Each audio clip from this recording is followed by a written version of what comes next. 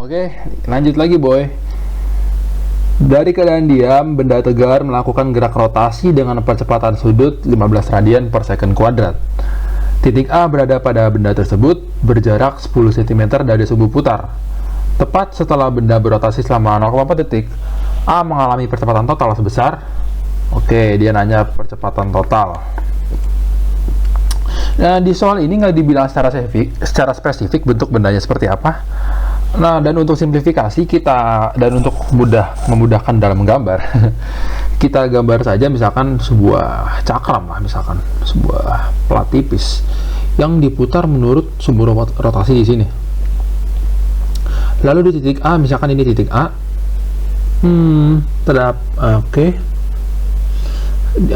cakram ini berputar dengan percepatan sudut 15 radian per second kuadrat. Berarti ini alfanya ya, percepatan sudut.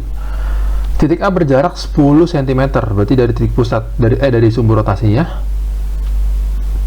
ini 10 cm. Maka percepatan total sebesar berapa? Nah, jadi gini.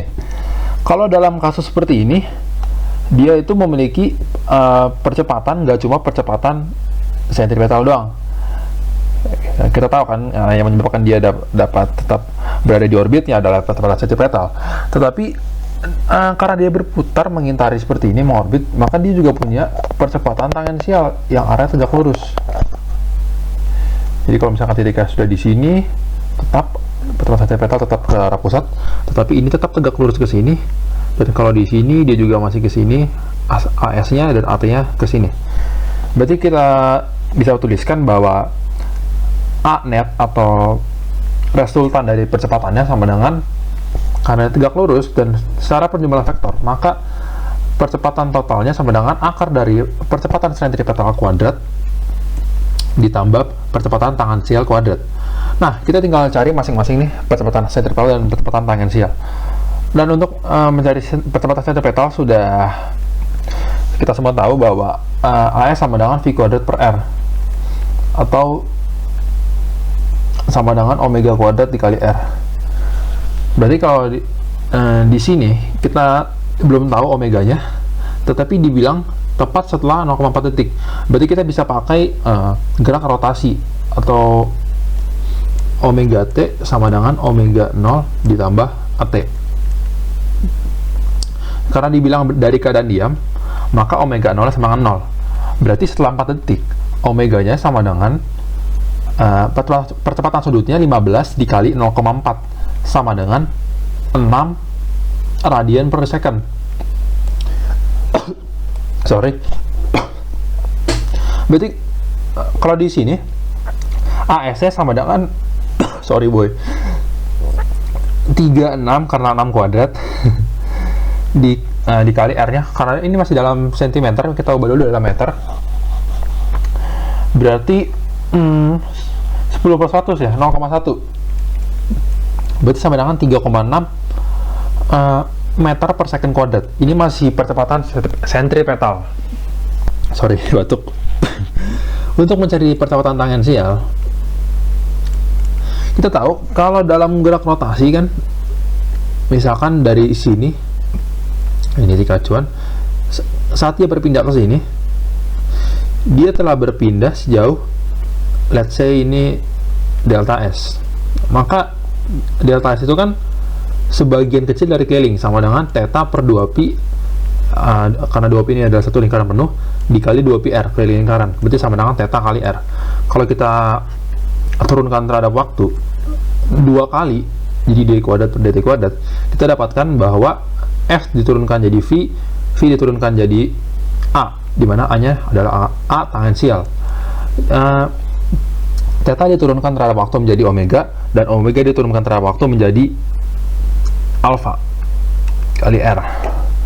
Berarti di sini A tangensialnya adalah A alfanya 15 dikali R-nya 0,1. Berarti 1,5 meter per second kuadrat. Udah nih, kita tinggal hitung doang di sini. Oke, kita hapus dulu. Nah, sekarang cara ngitung sebentar ya. percepatan resultan sama dengan akar 1,5 kuadrat ditambah 3,6 kuadrat. Ini nggak usah dihitung secara jembreng. Di sini kita bisa pakai prinsip kesebangunan. Dimana kalau misalkan kita punya segitiga dengan misalkan ini 5, ini 12, ini 13. Dan kalau kita punya segitiga misalkan misalkan ini 10, ini 10, ini 24. Berarti kita langsung tahu ini adalah 2 kalinya juga, 26. Begitu juga misalkan ini 15, ini 36, berarti ini 3 kalinya dari 13, 39. Jadi kita nggak harus menghitung secara jamblang, kita bisa menggunakan prinsip kesebangunan. Di sini kita bisa sedikit manipulasi. 3,6 itu kan 0,3 dikali 12, ya kan? Sedangkan 1,5 ini 0,3 dikali 5. Setuju? Nah, kita punya pengali bersama.